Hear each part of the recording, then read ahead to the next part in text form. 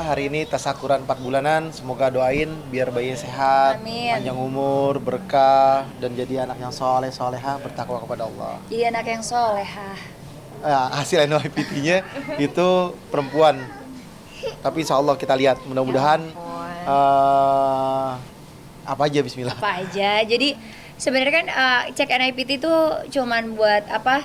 Ngecek karena kan waktu 1 bulan kan sempat kena COVID. Jadi namanya sebagai orang tua kita lebih baik mencegah sesuatu hal yang nauzubillah min zalik gitu. Jadi cek kromosomnya apakah berpengaruh ke bayinya. Alhamdulillahirabbil alamin sehat walafiat, tidak berpengaruh.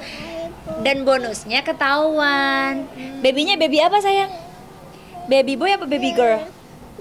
Baby girl. Jadi kayak gitu. Jadi kakak-kakaknya baru tahu, cewek ya bun. Yaudah deh nggak apa-apa gitu. Kalau IP kan apa aja karena udah lengkap. Jadi ya udah kita juga oh ya udahlah alhamdulillah udah ada anak laki udah anak perempuan. Jadi apapun yang Allah kasih kehendaknya Allah insya Allah yang terbaik.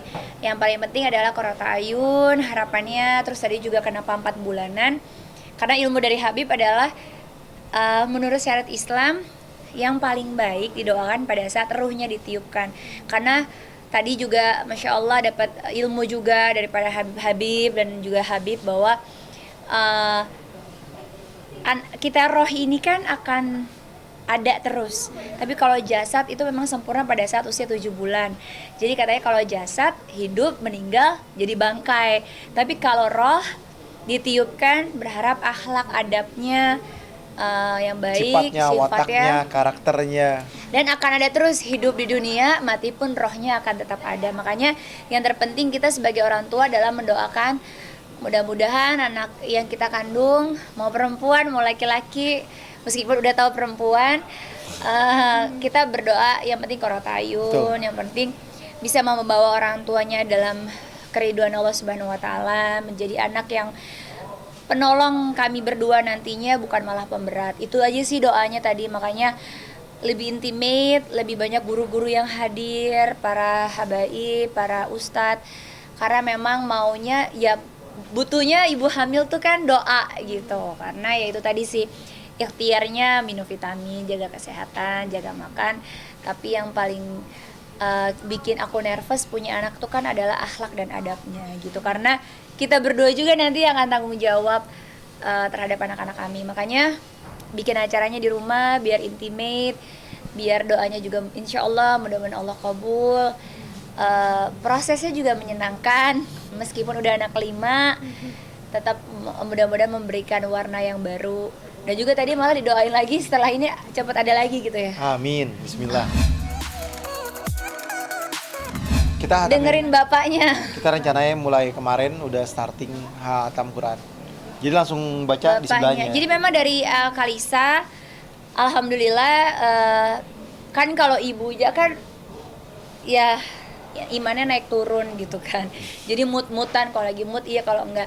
Cuman kalau bapaknya yang istiqomah yang udah Masya Allahnya Habib selalu either nyuruh aku kalau lagi nggak males sama-sama duduk di musola sama Ipe sama anak-anak yang lain kita ngaji bareng, atau kalau memang istrinya bawa dia ngantuk gitu lemes, Habib tuh bisa ngaji di sebelah tempat tidur biar juga anaknya tetap dengar gitu. Jadi karena Habib bilang kalau pakai murotal nggak berkah nantinya, Habib bilang gitu. Kalau murotal untuk sekadar hafalan apa nggak apa-apa, tapi kalau seandainya orang tuanya lebih afdol lagi gitu, apalagi yang bacain bapaknya atau ibunya, insya Allah menjadi doa juga gitu. Jadi ya udah, jadi udah mulai berasa juga kan movementnya. Jadi pas bapaknya ngaji didengerin udah kayak udah berasa. Betul, karena anak itu dari usia 4 bulan ini itu udah mendengar, udah tahu, udah paham ya kan, dengan suara-suara dan gelombang suara dan lain sebagainya.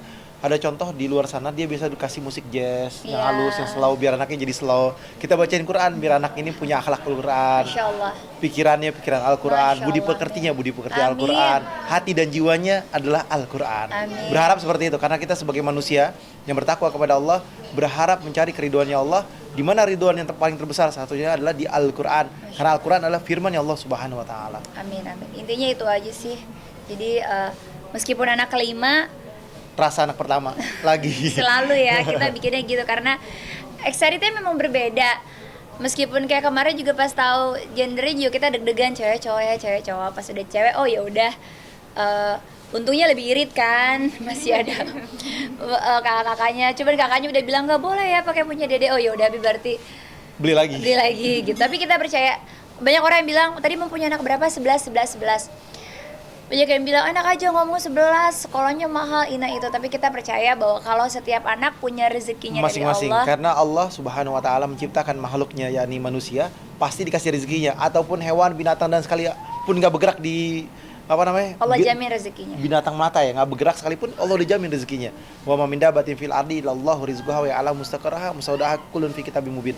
Yang nggak bergerak sekalipun Allah jamin rezekinya, apalagi kita manusia yang bisa bergerak, yang bisa berjalan, yang punya pikiran, yang punya tangan, punya kaki, bisa melakukan perbuatan ini itu dan lain sebagainya.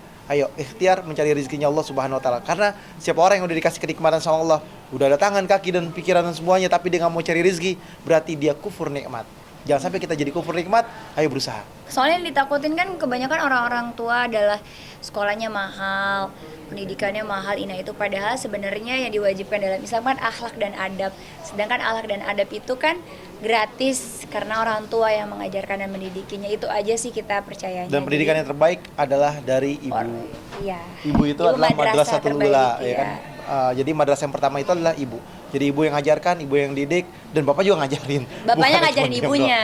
Jadi kita ada juga. tahtanya tuh lebih ke kayak ya ibunya nggak berilmu, cari ilmu sama suami, tugasnya menyampaikan lagi ilmu-ilmu yang didapat, digunakan diri sendiri dulu agar menjadi contoh ke anak-anaknya, dan bapaknya tinggal mengkoreksi, memperbaiki. Betul, karena perempuan kan lebih banyak di rumah, jadi perempuan mempunyai dominan yang ada di dalam rumah tangganya. Iya, tapi bapak juga berperan besar ya, Bib Betul. ya.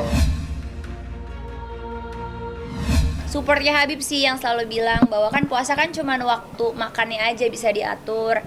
Yang penting sehat, kondisi nggak ada masalah. Bahkan Habib bilang biar berkah gitu. Dan benar, sugesti yang dimasukin alhamdulillah berjalan dengan lancar. Hamil, dan juga masya Allah dan luar biasa. Iya, hamilnya sehat-sehat aja.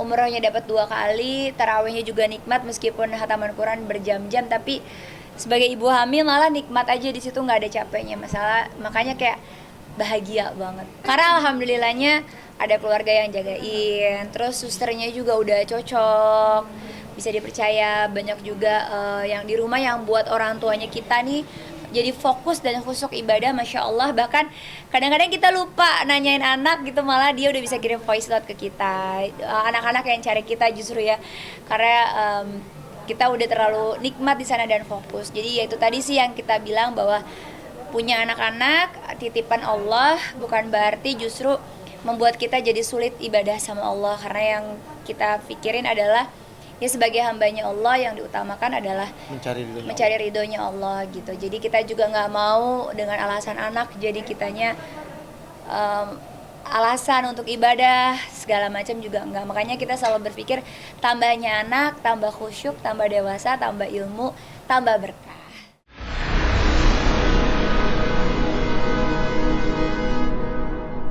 Jadi jangan lupa untuk subscribe Cumi Cumi. Ditekan ya tombol lonceng merahnya.